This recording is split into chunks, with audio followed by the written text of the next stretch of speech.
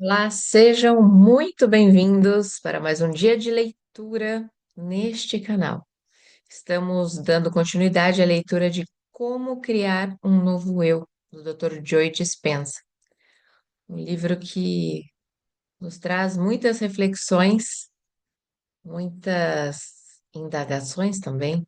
É uma leitura um pouco com português um pouco mais antigo, então está sendo uma experiência muito maravilhosa. Então, vamos dar continuidade aqui falando de epigenética.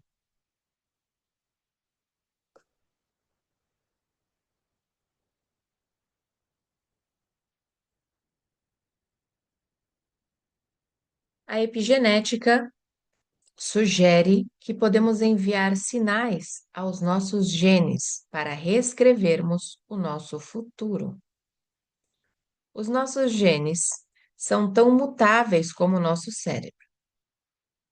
A investigação mais recente no campo da genética demonstra que diferentes genes são ativados em momentos diferentes. Eles estão sempre em mudança e a ser influenciados.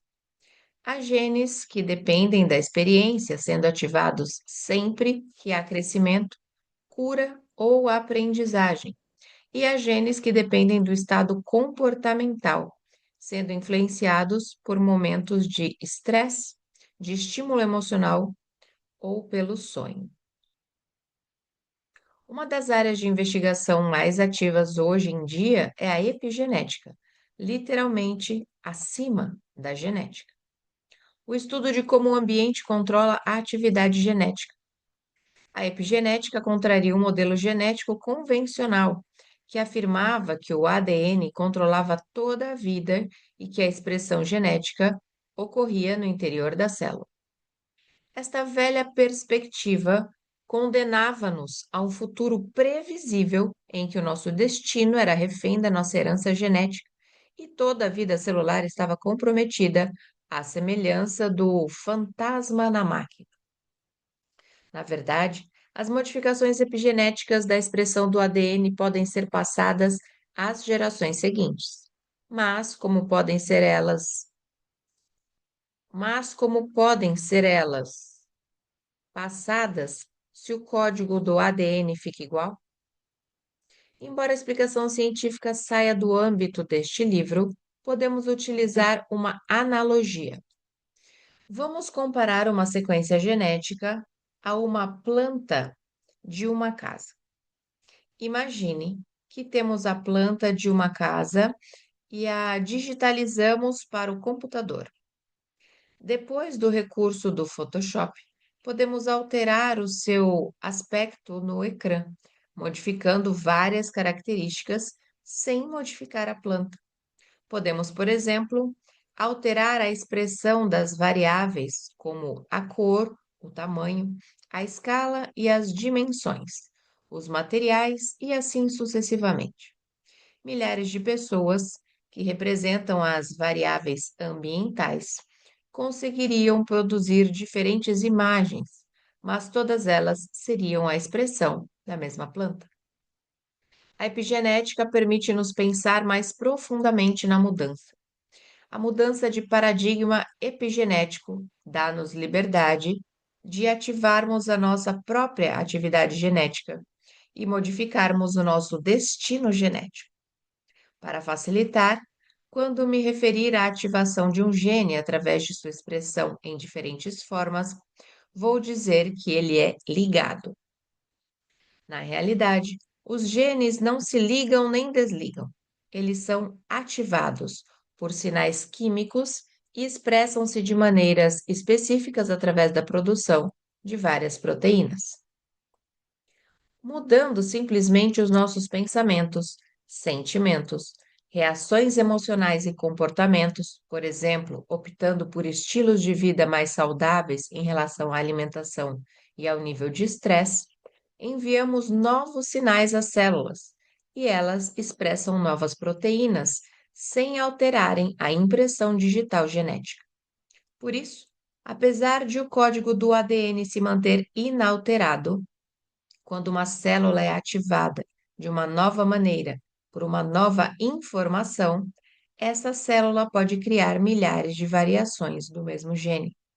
Podemos enviar sinais aos nossos genes para eles reescreverem o nosso futuro. O perpetuar de velhos estados do ser configura-nos para um destino genético indesejável. Tal como certas áreas do cérebro têm ligações mais definitivas, ao passo que outras são mais plásticas, passíveis de serem alteradas através da aprendizagem e da experiência, acredito que o mesmo se passa com os genes. Há certas partes da nossa genética que podem ser mais facilmente ligadas. Já outras sequências genéticas são mais definitivas, o que significa que são mais difíceis de ativar, pois fazem parte há mais tempo da nossa história genética. Pelo menos é o que diz atualmente a ciência. Como conseguimos manter certos genes ligados e outros desligados? Se nos mantivermos no mesmo estado tóxico de raiva, no mesmo estado melancólico de depressão, no mesmo estado desperto de ansiedade ou no mesmo estado desanimado de falta de autoestima, os sinais químicos redundantes de que temos vindo a falar continuam a premir os mesmos botões genéticos, que acabam por provocar a ativação de determinadas doenças.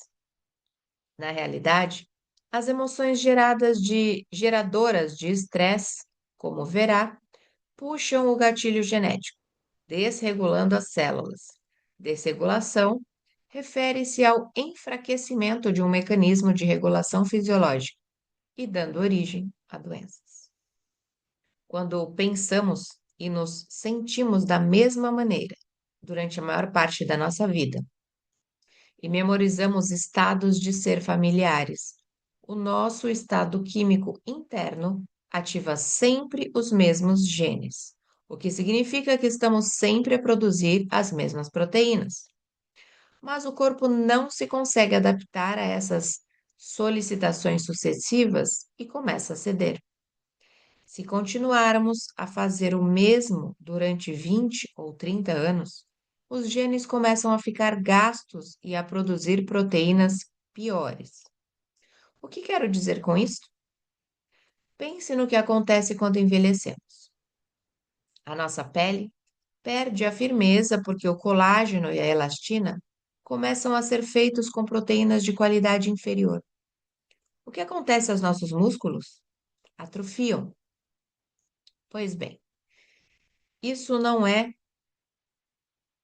surpresa nenhuma, já que a actina e a miosina são também elas proteínas. Eis uma analogia. Cada vez que o molde é utilizado, é sujeito a determinadas forças, incluindo o calor e a fricção, que vão desgastando. Como deve calcular, as peças dos automóveis são construídas com níveis de tolerância muito baixos, ou seja, a variação permitida das dimensões de uma peça.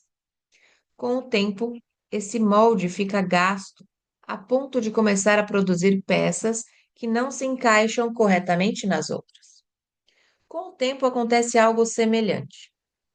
Em resultado do estresse e do hábito de estar repetida e constantemente zangado, assustado, triste e assim por diante, o ADN utilizado pelos peptídeos na produção de proteínas começa a funcionar mal.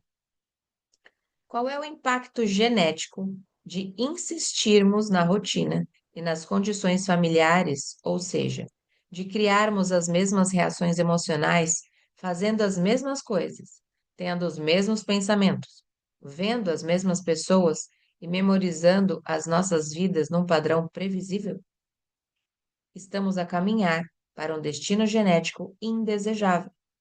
Ficamos presos nos mesmos padrões das gerações anteriores, que foram confrontadas com as mesmas situações ou outras semelhantes. Se nos limitarmos a reviver as nossas memórias emocionais do passado, estamos destinados ao mesmo fim previsível. O nosso corpo vai começar a criar as mesmas condições genéticas que as gerações anteriores enfrentaram. Logo, o corpo vai permanecer igual enquanto nos sentirmos da mesma forma, dia após dia. E se a ciência nos diz que é o ambiente que envia sinais para os genes envolvidos na evolução, o que acontece se o nosso ambiente nunca muda? E se memorizamos as mesmas condições do nosso mundo exterior e estamos a viver segundo os mesmos pensamentos, os mesmos comportamentos e os mesmos sentimentos? E se tudo a nossa vida fica na mesma? E se tudo na nossa vida fica na mesma?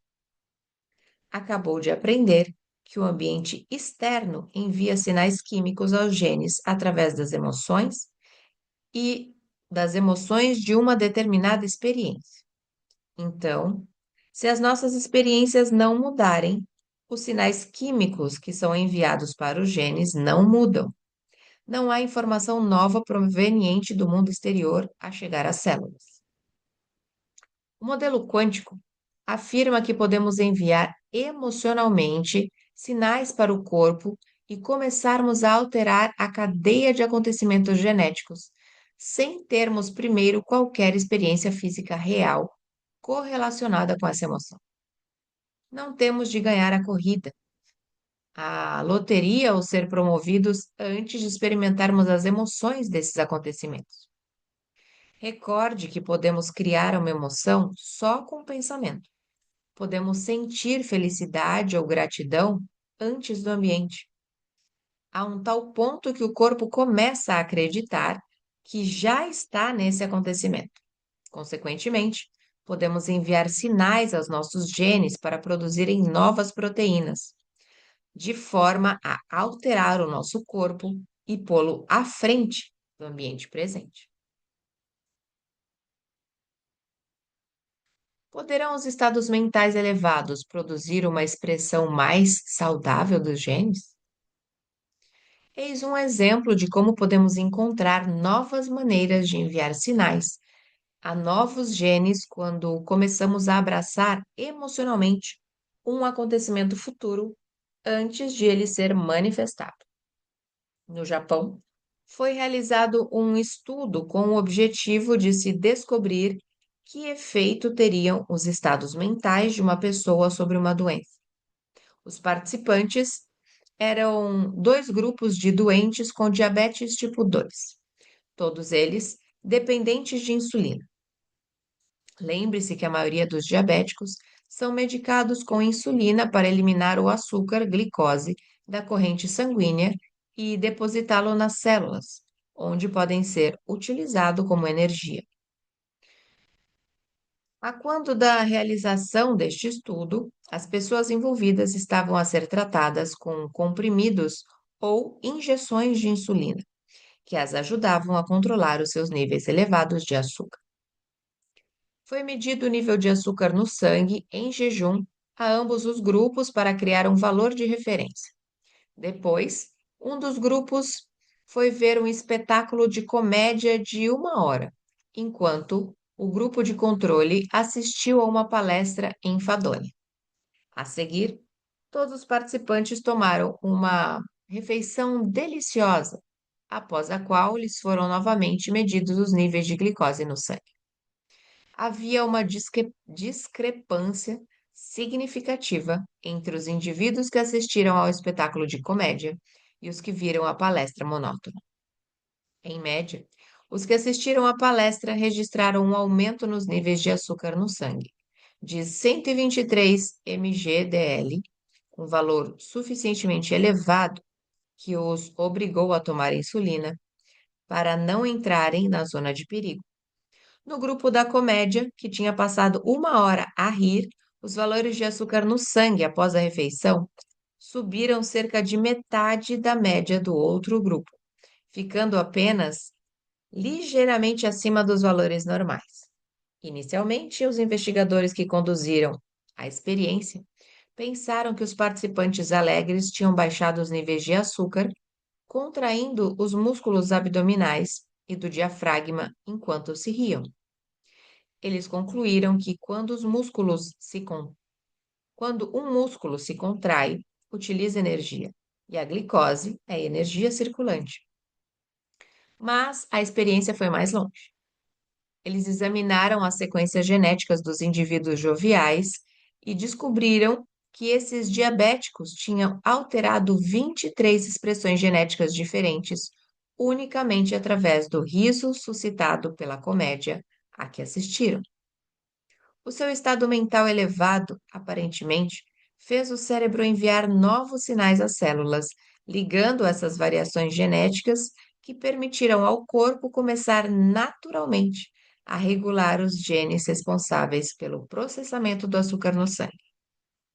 As nossas emoções podem ligar algumas sequências genéticas e desligar outras, como ficou claramente demonstrado por esse estudo. Simplesmente através do envio de um sinal ao corpo, na forma de uma nova emoção, os participantes sorridentes alteraram a sua química interna, alterando a expressão dos seus genes. Por vezes, uma alteração na expressão genética pode ser súbita e drástica. Já ouviu alguma vez falar de pessoas que, após terem sido sujeitas a condições de estresse extremo, ficaram com o cabelo branco de um dia para o outro? Esse é um exemplo dos genes a funcionar. Essas pessoas experimentaram uma emoção tão forte que a química alterada do seu corpo ligou o gene da expressão do cabelo branco e desligou a expressão genética da cor normal do cabelo, numa questão de horas.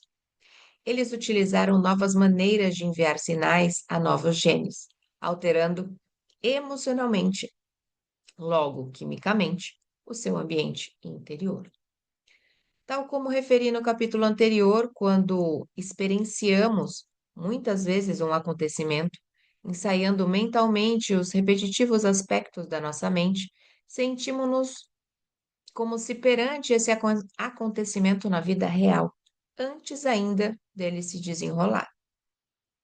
Ao alterarmos os circuitos do nosso cérebro, pensando de novas maneiras, e ao abraçarmos as emoções de um acontecimento, antes da sua manifestação física, é possível modificarmos geneticamente nosso corpo.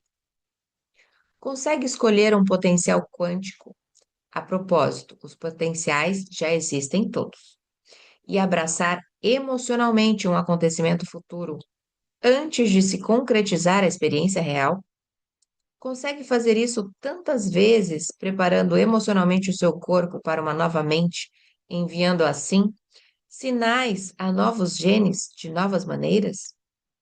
Se consegue, é altamente provável que comece a dar forma e a moldar o seu cérebro e o corpo numa nova expressão, de modo a que se modifiquem antes de a realidade potencial desejada se concretizar. E ficamos por aqui neste dia de leitura. E se você nos acompanhou até aqui, é a primeira vez que você está aqui chegando neste canal, que bom que você tem buscado vídeos assim, sinal de que você está em expansão. Convido você a fazer parte aqui desta comunidade, pessoas que estão buscando um autodesenvolvimento, expansão da consciência. E para que você acompanhe essa leitura desde o início, inscreva-se no canal e acesse a playlist. Neste canal você encontrará várias outras playlists de livros maravilhosos que você pode expandir a sua mente. Eu sou Vanessa Luz, um beijo no seu coração e nos encontramos por aqui numa próxima leitura.